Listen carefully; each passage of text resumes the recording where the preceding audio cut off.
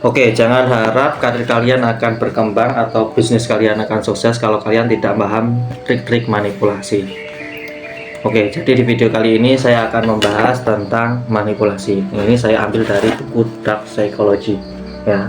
Jadi teman-teman kalau ingin karirnya berkembang, bisnisnya makin berkembang, karirnya makin bertambah ya, tambah pangkat posisi, bisnisnya makin berkembang dan makin jauh, teman-teman harus tahu konsep-konsep manipulasi.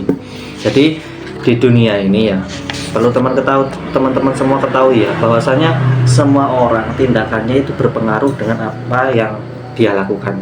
Kalau kita punya trik-trik khusus untuk memanipulasi orang lain atau orang lain memanipulasi diri kita sendiri, itu akan berefek pada diri kita atau orang lain. Nah, maka teman-teman di sini harus memahami bagaimana trik-trik manipulasi yang ada di dunia ini. Kalau teman-teman termanipulasi, otomatis teman-teman akan sukses. Nah, teman-teman akan sulit untuk berkembang dalam hal bisnis ataupun karir.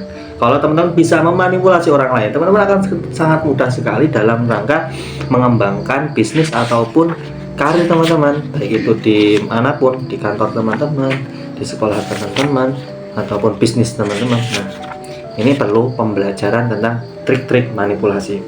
Nah, saat ini yang perlu saya jelaskan, ada beberapa trik manipulasi yang dapat teman-teman praktekkan. Dalam rangka apa? Bukan dalam rangka untuk mempermainkan orang lain, bukan dalam rangka kejelekan. Trik ini bisa dibuat untuk kejelekan, juga bisa dibuat untuk kebaikan. Jadi semacam pisau bermata dua. Jadi bisa untuk kebaikan, juga bisa untuk kejelekan. Kalau teman-teman berusaha untuk menjadi lebih baik, trik manipulasi ini juga bisa dibuat hal kebaikan. Kalau teman-teman ingin berlaku jelek, juga bisa dibuat. Maka teman-teman harus bisa ya sifatnya bijaklah menggunakan trik-trik yang akan saya sampaikan kali ini. Oke, trik pertama, ada yang namanya love bombing ya. Jadi pujian yang terus-menerus dan berlebihan.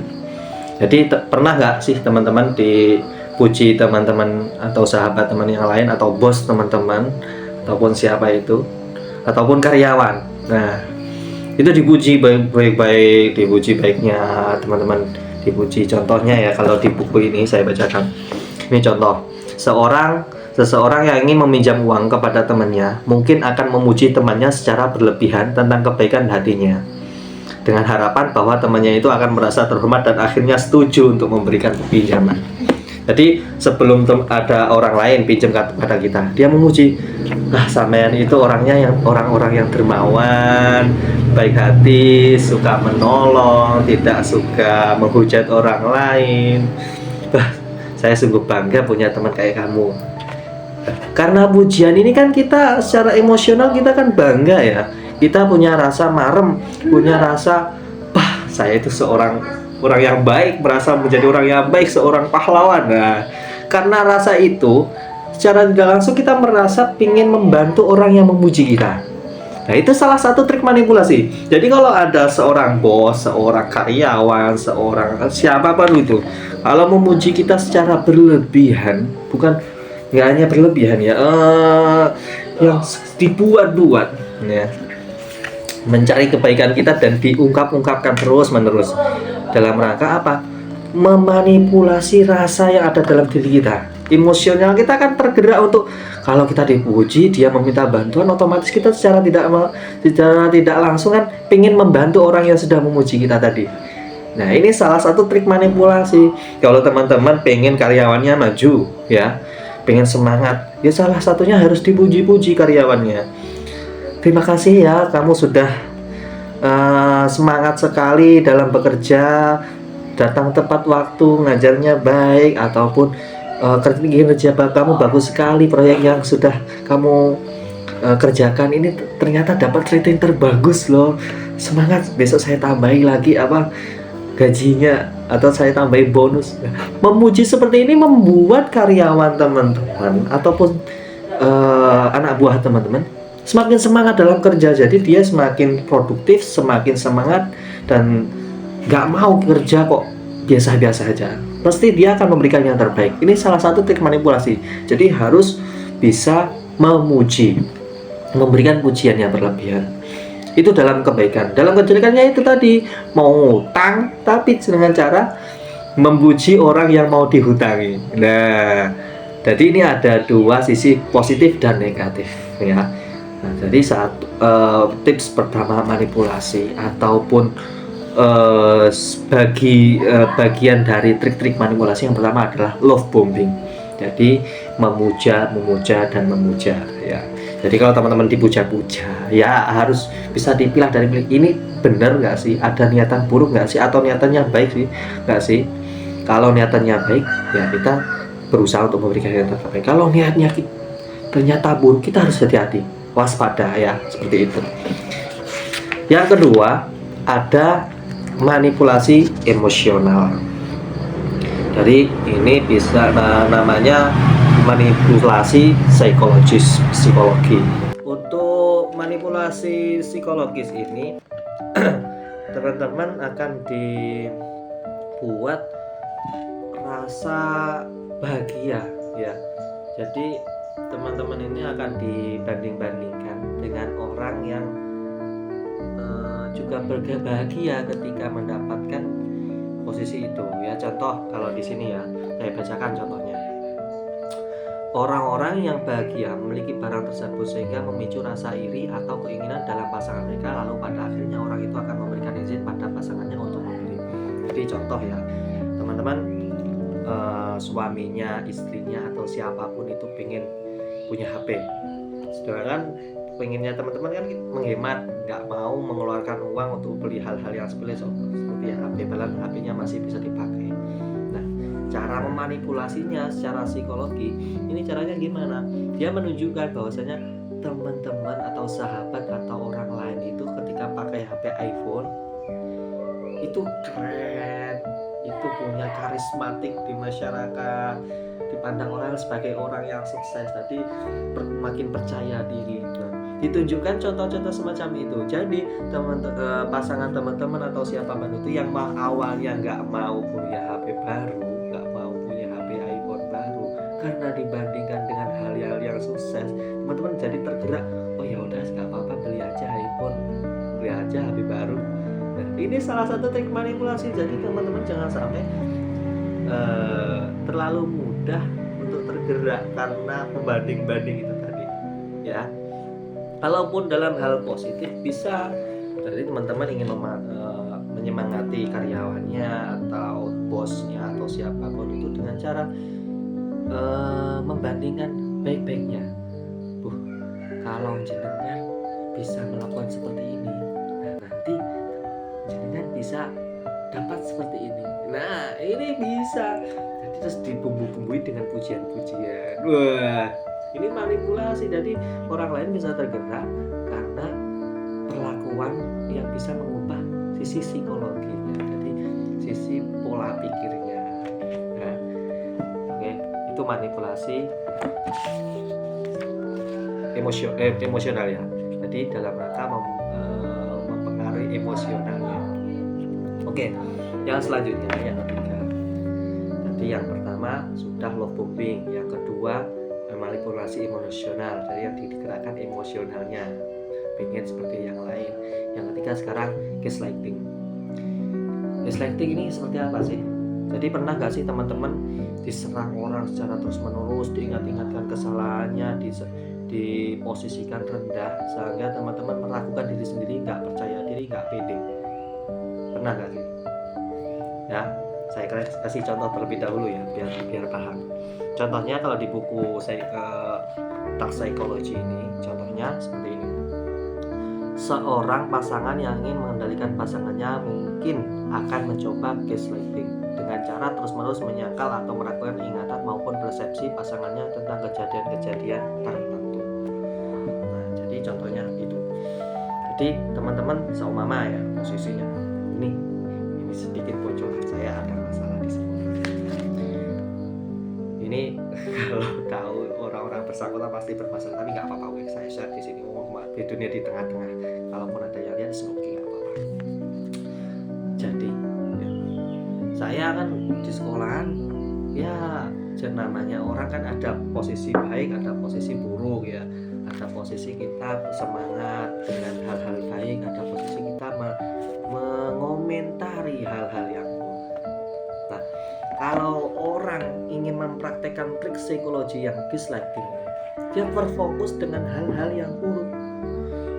Cara ngajarmu kurang benar di kelas, kemudian sikapmu kepada teman-teman guru kurang hormat, ataupun menyebarkan aib yang ada di dalam, itu digarisbawahi secara tebal. Jadi fokusnya yang jelek-jelek aja, nanti yang bagus-bagus gak akan dihiraukan. Jadi dia fokus ke kejelekan dalam rangka apa? Itu menekan tingkat kepercayaan diri kita, sehingga kita merasa bersalah, merasa gak percaya diri, merasa tidak mampu memberikan yang terbaik, merasa kita di posisi yang salah. Itu gaslighting. Nanti kita diposisikan jadi orang-orang yang 100% salah, nggak ada benarnya. Itu gaslighting, dari penekanan, ditekan jadi digembor-gembori kesalahan sehingga kita merasa minder, nggak percaya diri. Itu gaslighting. Ya, kalau teman-teman pernah merasakan bahwasanya pasangan teman-teman selalu menyalahkan, kamu itu loh selalu nggak percaya sama aku, kamu itu loh nggak pernah perhatian sama aku, kamu selalu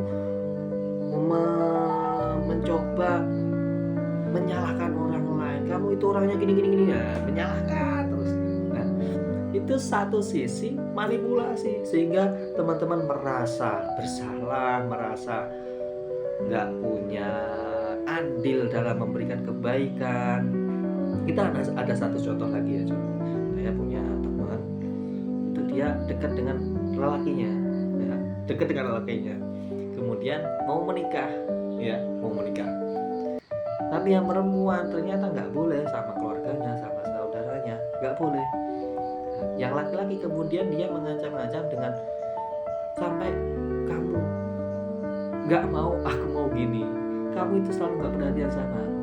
Ini trik manipulasi, sehingga si yang perempuan ini merasa bersalah karena nggak mau menerima yang laki-laki, nggak mau mendorong keluarganya untuk mau menikah dengan dia, dan memposisikan perempuan yang salah. Itu namanya gaslighting ya teman-teman. Jadi hati-hati kalau teman-teman punya karyawan, pengen menekan karyawannya untuk lebih semangat lagi, bisa pakai gaslighting ya, dengan menunjukkan kamu salahnya ini, kamu nggak gini, ditekan aja terus sampai dia merasa bersalah, kemudian dia semangat lagi.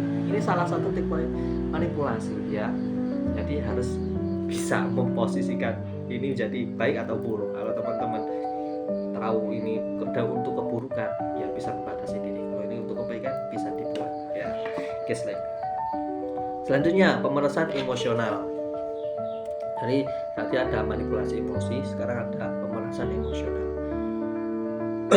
Ya, ini saya bacakan contohnya ya.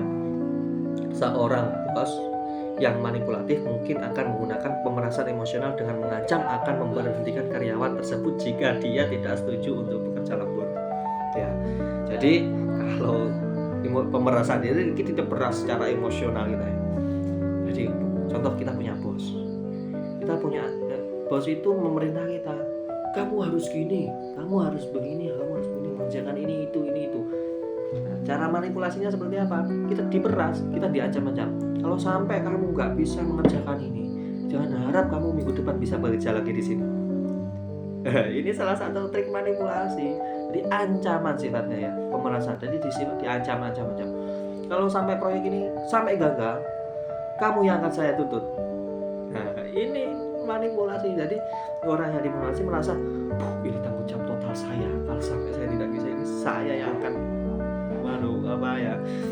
yang akan gagal. Seperti itu. Ini trik manipulasi. Ini sering terjadi di instansi, baik itu instansi apapun lah. Jadi sifatnya menekan emosi, jadi menyalahkan, sampai kamu gak gini, kamu akan gini. Ya seperti itu. Bahkan hari-hari ini saya digitukan. Ya oke lah. Kalau teman-teman untuk melakukan hal kebaikan, contoh ini bisa dalam hal kebaikan diterapkan kepada anak. Contoh ya gini, sampai kamu gak mau membersihkan kamar tidurmu, jangan harap kamu dapat uang saku. Ini manipulasi sifatnya dengan ancaman. Ya. Kalau sampai kamu nggak makan, jangan harap bisa keluar main. Nah, ini trik manipulasi itu sifatnya ancaman. Jadi menekan emosi ya. Jadi teman-teman harus paham ini sebagian dari manipulasi. Kalau teman-teman kadang melakukan hal tersebut secara tidak sadar, ya ini bagian dari trik manipulasi. Jadi menekan emosional orang-orang yang teman-teman ingin manipulasi atau teman-teman waktu dimanipulasi. Jadi sifatnya diancam-ancam ya. Oke, lanjutnya manipulasi psikologi. Ya, saya bacakan contohnya. Seorang politikus mungkin akan menggunakan kontrol informasi dengan menekan berita-berita atau statistik yang mendukung pandangannya sambil mengabaikan atau menyembunyikan informasi yang mungkin merugikan atau meragukan kredibilitas mereka. Ini banyak sekali kasusnya ya, apalagi kalau musim-musim politik, mau pilkada, pilpres, pilgub dan lain-lain, itu sering terjadi. Jadi yang di up beritanya yang bagus-bagus saja, yang bagus-bagus saja, jadi nggak ada sampai cacat, itu nggak ada. Dan kemudian kalau ada cacat ditutupi sampai bagaimana caranya agar yang jelek-jelek ini nggak kelihatan. Nah, ini trik manipulasi psikologis, mengaitkan dengan kontrol informasi. Jadi dia sangat membatasi informasi-informasi buruk. Kalau sampai ada yang menyebarkan informasi buruk terkait dia, nah ini dia akan langsung secara bagaimana caranya agar informasi buruk ini tertutup dengan cara memecat lah ataupun itu. Nah, ini psikologi manipulasi yang berkaitan dengan informasi. Jadi kalau teman-teman ingin memanipulasi orang lain ya dalam hal kebaikan. Jadi kalau teman posisinya menjadi seorang pejabat atau menjadi seorang yang berposisi di tinggi lah, seorang kepala atau apa, kalau ingin mempertahankan posisi itu harus bisa memanipulasi psikologi dari sisi informasi ini tadi. Kalau ada orang lain yang sampai membuka rahasia di dalam, apalagi berkaitan dengan teman-teman, teman-teman harus cepat bagaimana caranya agar orang yang membuka informasi ini bisa keluar ataupun bisa tidak mendapatkan akses informasi tersebut. Ini manipulasi informasi. Kemudian bagaimana teman-teman meng-up video-video, informasi-informasi yang baik-baiknya aja.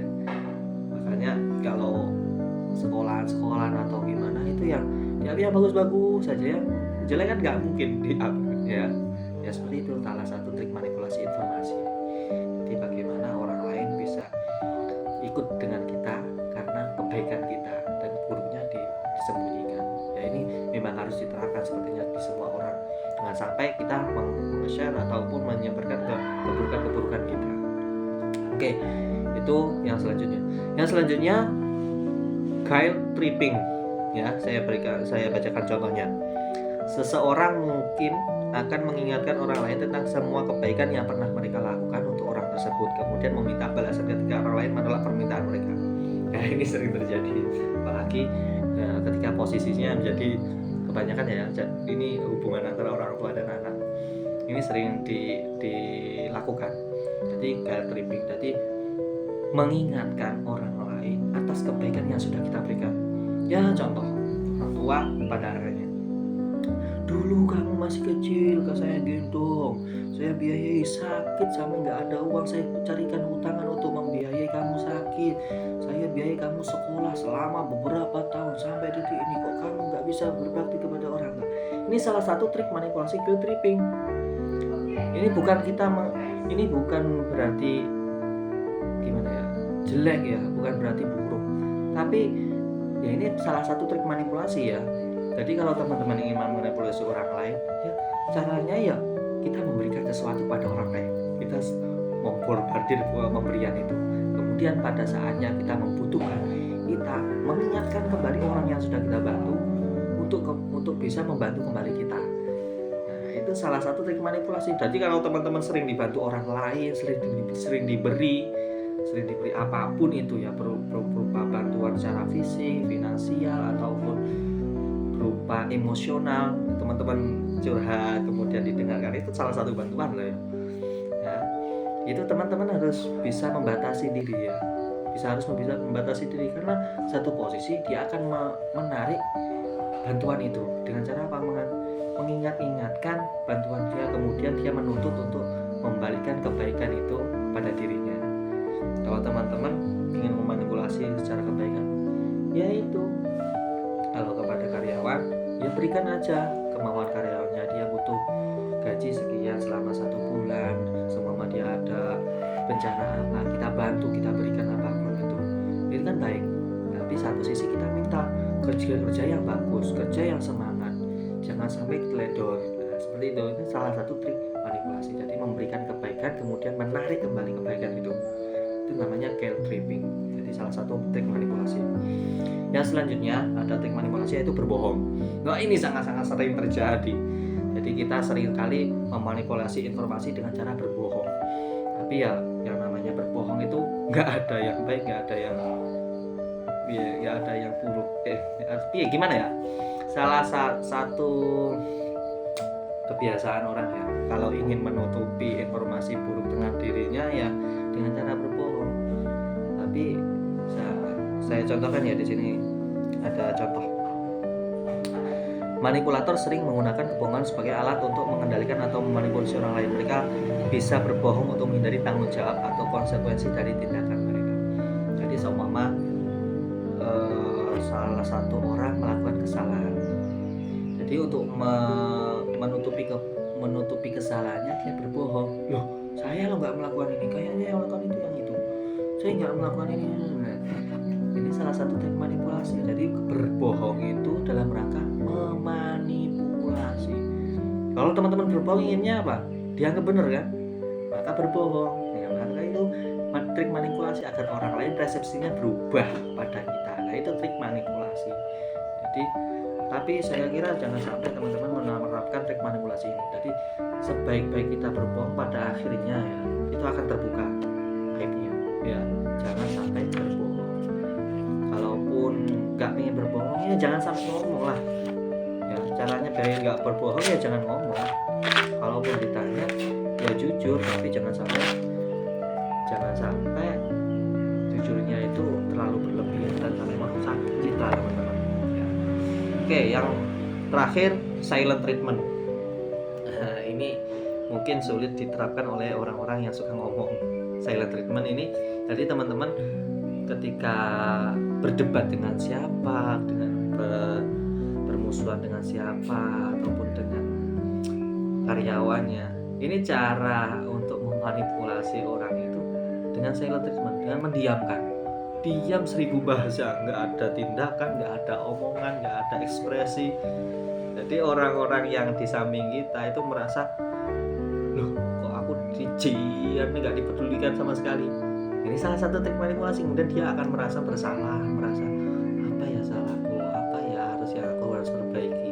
Ini silent treatment. Kalau teman-teman bisa menerapkan ini juga bagus. Jadi emosinya nggak harus sampai berluap-luap, nggak harus ada konfrontasi yang besar-besaran. Ya cukup diam 1000 bahasa, nggak ada respon, nggak ada apapun.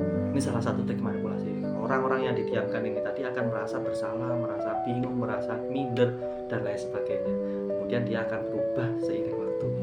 Nah, ini salah satu trik manipulasi. Jadi itu beberapa trik manipulasi. Jumlahnya berapa saya nggak bisa hitung tadi ya.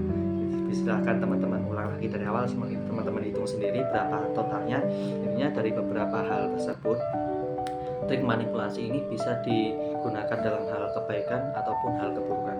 Kalau hal kebaikan untuk ya perkembangan teman-teman, untuk menjadi lebih baik, menjadi lebih sukses, karirnya meningkat, yaitu fungsi dari trik manipulasi ini.